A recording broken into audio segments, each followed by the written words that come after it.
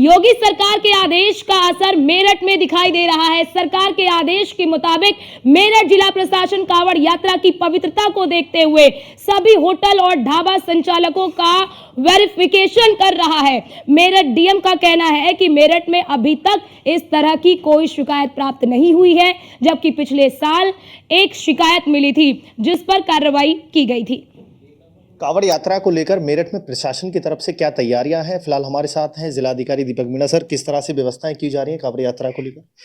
देखिए, जैसा आप लोग जानते हैं कि 22 तारीख से सावन का महीना स्टार्ट हो रहा है और 2 तारीख को हमारी शिवरात्रि है, तो लोगों का आवागमन अब चालू होगा। 22 तारीख से धीरे धीरे लोग आना बढ़ेंगे, तो उस हिसाब से सभी जो सड़कों की मरम्मत है, कांवड़ मार्ग जितने भी हैं, सभी जगह लाइट्स की व्यवस्था, सभी जगह शुद्ध पेयजल, टॉयलेट्स की व्यवस्था, स्वच्छता की व्यवस्था, इसके अलावा मेडिकल शिविर सभी सीएचसी पीएचसीज को एक्टिवेट किया गया और बाकी जितने भी शिविर और लग रहे हैं उनके आयोजकों से बात की गई है।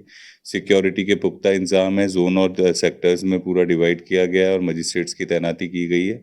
तो सभी प्रकार से जो भी चीज़ हमें विद्युत को लेके या हमारे जितने भी पीडब्ल्यूडी को लेके या खाद्य सुरक्षा को लेकर, हमारी विद्युत सुरक्षा को लेकर सभी डिपार्टमेंट्स को सेंसिटाइज किया है। सभी लोग अपना काम कर रहे हैं और जैसे जैसे भीड़ बढ़ेगी उसी हिसाब से हमने जो पूरी प्लानिंग की है उसको इम्प्लीमेंट भी करेंगे। सर, अब की बार क्या अनुमान है? हरिद्वार के बाद अगर मेरठ की बात की जाए तो केंद्र माना जाता है, क्या अनुमान है कितने कांवड़िये मेरठ होकर निकलेंगे? नहीं, देखिए, हर साल ही हम मान के चलते हैं कि 10 से 15%। इस बार भी हम मान के चल रहे हैं कि विगत वर्ष से कम 15% ज़्यादा कांवड़िये आएंगे।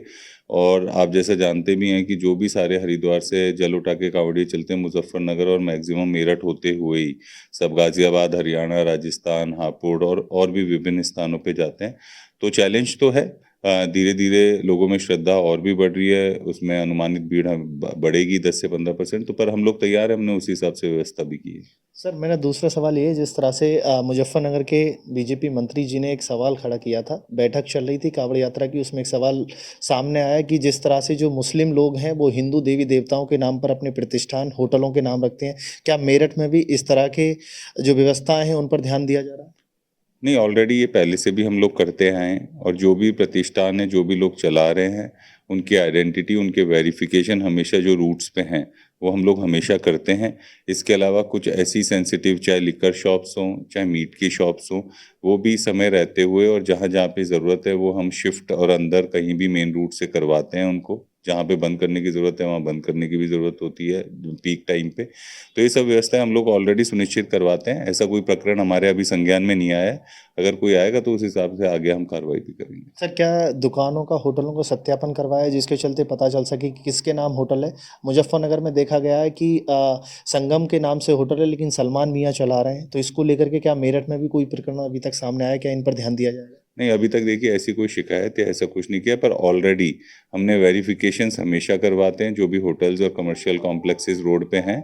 और इस टाइप का जो भी संज्ञान में आएगा तो उनको भी टाइम रहते हुए हम लोग सुनिश्चित करेंगे कि सही तरीके से वो सभी व्यवस्था चले। कांवड़ यात्रा को सुरक्षित समापन कराने के लिए मेरठ प्रशासन इस वक्त तैयार है। मेरठ से अतुल शर्मा की रिपोर्ट, न्यूज़।